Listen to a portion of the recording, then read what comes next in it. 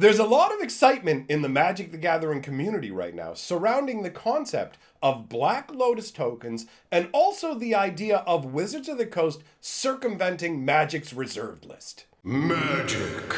I am a wizard! History.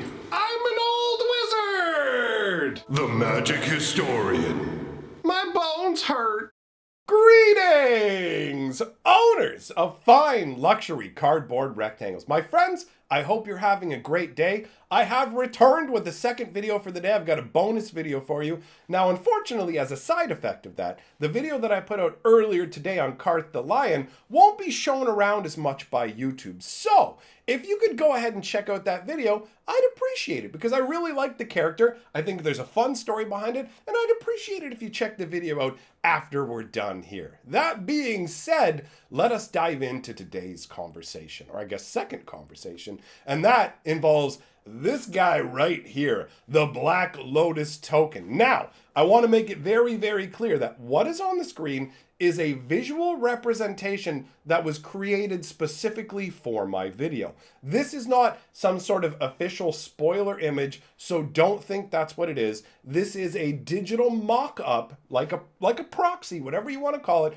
that was created just to give you a visual idea of what a Black Lotus token could look like, right? And the reason that we have this artwork instead of the original artwork is the way that Wizards of the Coast works is back in the day, they used to pay royalties for the artwork. So to reuse the artwork, they have to pay per printing of the card, whereas nowadays they commission particular artwork and they can use it as much as they want. So this already happens to be Black Lotus artwork that Wizards of the Coast owns, I should say. So to me, that is the most likely candidate for them to use in the case of creating one of these tokens, if that was going to happen. Now, the question is, where did this all start? Why do people all of a sudden start going, hey, there's going to be Black Lotus tokens? Well, the reason for that is because of this fine fellow right here. This is Garth One-Eye. He's an ancient character from Magic's history that they've just created for Modern Horizons 2, all right? Now, he's 5 mana for a 5/5, big old beefy boy, and I love him from a story-wise perspective, but that has nothing to do with the discussion today. Today, it's purely about his tap ability. And his tap ability is tap, choose a card name that hasn't been chosen from among Disenchant, Brain Geyser, Terror, Shivan Dragon, Regrowth, and Black Lotus. Create a copy of the card with the chosen name. You may cast the copy.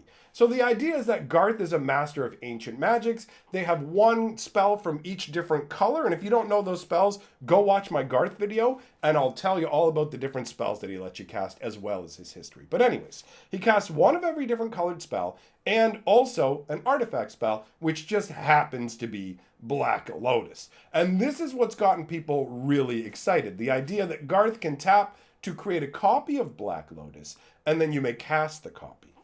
And the reason people are excited, obviously, is they're going, okay, I can make Black Lotus copies, right? So what happens when Wizards creates new concepts in terms of you've got these new tokens, they make token creatures, right? They make food tokens, whatever it is, they make cards to visually represent them. There's actually take it a step further. Look at things like energy counters. When they created energy counters, they created a specific token-like card that you could keep your energy counters on.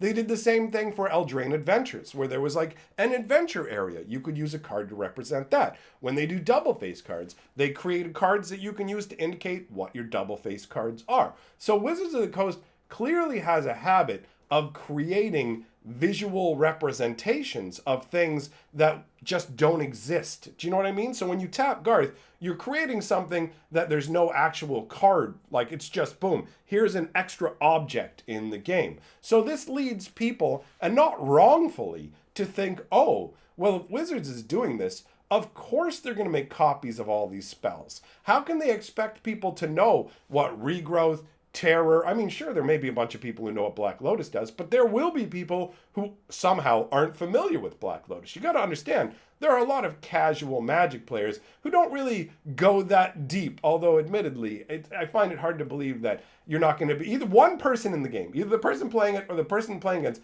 probably going to know what a Black Lotus is. But let's put that to the side. It is logical for people to think, whoa, they're going to make these reserved list tokens, right? Like, here we go. we're going to have these cards, but just as tokens or copies, whatever you want to call them. Call it a copy card, call it a token card. It's roughly the same difference in this situation. So when it comes to the other spells, Terror, Disenchant, stuff like that, people aren't too, whoa, it's crazy that they're doing this, because you can get your hands on those cards easily. None of the cards that I've listed, with maybe the exception of Brain Geyser, is very difficult to acquire a copy of, because a bunch of the cards have been printed a number of times, right? And Regrowth was only uncommon, even though it is a better card. It's been reprinted a ton of times. So either way, there's a bunch of copies of all these different cards floating around, with the exception of the Black Lotus. But the thing about the Black Lotus is, it is a reserve list card. And if you're not familiar with the idea of the reserved list, I'll tell it to you real short style. Back at the beginning of Magic the Gathering, certain sets were insanely scarce, like Legends, for example. I only ever got to open 3 booster packs of Legends in my entire life. It was only available in the store for 1 day, and they limited it to 3 packs per customer so that 12 different people would be able to appreciate it. That's the level we lived on. And as a result, cards from Legends and earlier sets as well, very, very hard to come by, very scarce. So Wizards of the Coast did what seemed logical at the time and went, wait, there's a bunch of cards people can't get that they want. Why don't we just reprint all these? So they created this set called Chronicles, which had a whole bunch of cards from Legends, some from Arabian Nights, some from the Dark, but mainly it was Legends. And in one way, it was glorious, right? All of a sudden, you had access to all these cards that were extremely difficult to acquire. But on the other hand, it obliterated the value of the cards. So back then, it took cards that were worth $40 and cranked them down to 50-cent cards. Like, it just obliterated the cash value of a number of cards, and it made collectors very antsy, and there was a big outcry. So Wizards of the Coast agreed to create the reserved list. And the idea behind the reserved list is that there's a little less than 700 cards, I believe, is the number on there.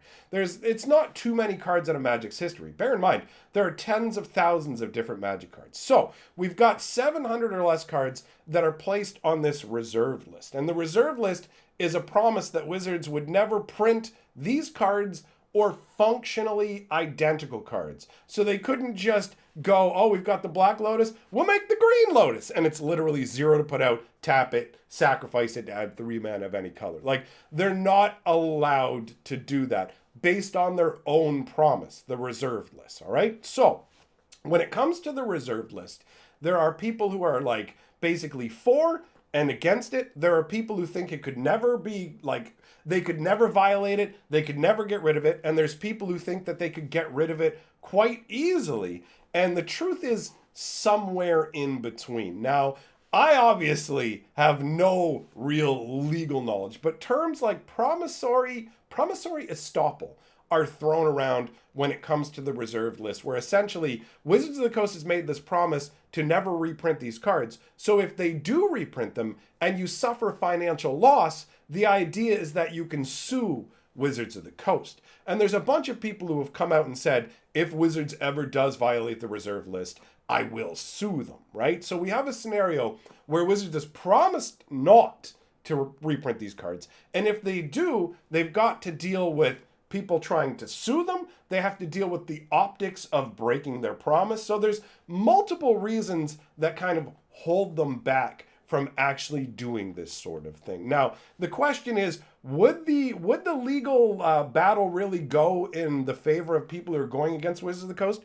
In truth, probably not, because the reserve list has been changed a few times over the years, and Wizards did reprint some cards from the reserve list in special foil variations over the years. So in a way, the reserve list has already been broken, and nobody challenged it, right? But the fact remains that Wizards of the Coast is allergic to lawsuits. They do not want lawsuits. You can see how strongly they react to lawsuits. Anything that results in a lawsuit, they stop doing, okay? Remember Mythic Edition boosters? That ended the moment that there was a class action lawsuit. Wizards had a problem with eBay. Not everybody who wanted to buy the boxes were able to. I believe what happened was about 40,000 orders were placed, but there was only like maybe 12,000 boxes. So they had to cancel 60, 70% of the orders. And as a result, a massive class action lawsuit was launched against them. Since then, we've never seen another Mythic Edition. The judge program. Why do you think there are no more judges for Magic the Gathering? It's because the judges were suing Wizards of the Coast to become employees. Again, Wizards' response to the lawsuits by going, oh, no. We'll just get rid of the judge program. So Wizards already is allergic to lawsuits, but now they've become a division of Hasbro, right? Which is a higher level than being a subsidiary, which means if there's problems, Hasbro is going to be even angrier because this is one of the divisions, right? So first of all, if you get into a lawsuit, now it's costing a bunch of money that Hasbro has to pay, or it's coming out of Wizards' budget, whatever it is. At the end of the day, Hasbro's going to view it like their money is being squandered on lawsuits, right? So Wizards of the Coast has every incentive to avoid reprinting this stuff, right? So there are people who are genuinely excited about it going, this would be a great way to get around the reserved list, right? You're not actually reprinting Black Lotus. You're printing a copy, a token of Black Lotus. It's not a real Magic card. It can't be played as a real Magic card. And honestly, I don't know if they did a Black Lotus token, if that would be enough for people to launch a lawsuit. I don't know if that would make people angry enough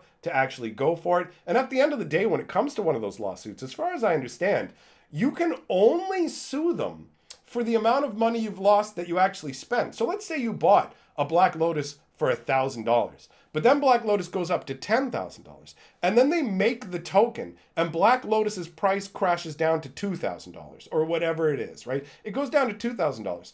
That's still more than you paid for it. So you actually wouldn't be able to sue for any damages. You don't get to go, it was $10,000 on the secondary market, and now it's $2,000, so they owe me $8,000 in difference. It doesn't work that way. It's literally the purchase price of the items. Now again, remember, I'm not a lawyer. This is just my understanding of it, you know? It's crazy that we live in a world where I need to state stuff like that in a video, but that's the case. So, people are excited about the idea of this would be a way to finally get Black Lotuses cheaply. And I'm sorry to tell you, my friends, it's not going to happen. I mean, the most obvious reason it's not going to happen is because Wizards of the Coast has directly come out and like in a tweet said, this is not happening. We are not making copy cards for Garth. So this isn't going to exist. But even if we lived in a world where that might be a possibility, you guys are giving Wizards, the people who are thinking this would happen, are giving Wizards a lot more credit than you should. Because right now, Wizards of the Coast is in acquire as much money as humanly possible. They're in their 5-year plan to double profits. So if you think for a second that they were going to make Black Lotus tokens accessible to people at a low price where you can just get them easily, that wouldn't happen. We're living in the era of Wizards making things as scarce as humanly possible. So even if there was the possibility for these copy cards to exist, they would show up at such an absurd rarity that the tokens themselves would be hundreds and hundreds and hundreds of dollars. People in their mind are going like, woo, $5 Lotus tokens, $1 Lotus tokens. No. If Wizards of the Coast did this, which again, I need to reiterate, they've specifically stated that they're not going to do this. They've specifically stated it. And people, even after hearing that, are going, I don't know, man. I still believe it. Literally, I've told people, look, there's tweets out there, Wizards of the Coast employees specifically saying these don't exist, they're not making them, and people are so hopeful for it. They're like, yeah, no, I think they're going to do it. And it's like, but they said they're not going to. And it's like, yeah, but you can't trust Wizards to stick to their word. It's like, yes, you can. When it comes to giving you something that you want this much, they would charge you an arm and a leg and one of your friend's legs too. That's the deal. Let's be very, very real. I love Magic the Gathering, but I fully acknowledge that Wizards of the Coast is trying to extract as much money as humanly possible from us. So, a run around the reserve list right now isn't in the cards. If you want my opinion, the reserve list is going to remain intact until Wizards of the Coast starts to decline so much in profits that they look at it and go, okay, you know what? Let's go for a cash grab on reprinting these reserve list cards that people want. And if we get sued, we'll just deal with it, because at this point we're not making enough money anyways. So it seems to me like it will be a desperation move when Magic is in a very unhealthy state. And I wouldn't expect that to happen anytime soon. Now, bear in mind, this is just one man's opinion. I've given you my logic behind the concept. Ultimately, I fall into the camp of people who would love for all Magic cards to be accessible for all people to play. So for me, I don't really want to see cards on the reserve list, but if you're somebody who wants them on the reserve list, that's fine. It's a matter of opinion, right? So let me know your thoughts in the comments below. My friends, tonight in the live stream, I have a big fat box, and this box is full of secret layers and games. So we're going to crack it open tonight. Come on by if you want to check it out. And I mean, I guess be aware that I use rough language in my live streams that I don't use in my videos. So let me know your thoughts. List of my patrons scrolling on by, and go watch the cards video that I put out earlier today, so that YouTube won't punish me for giving you guys an extra video today. So thanks for coming by, my friends. I'll see you next time.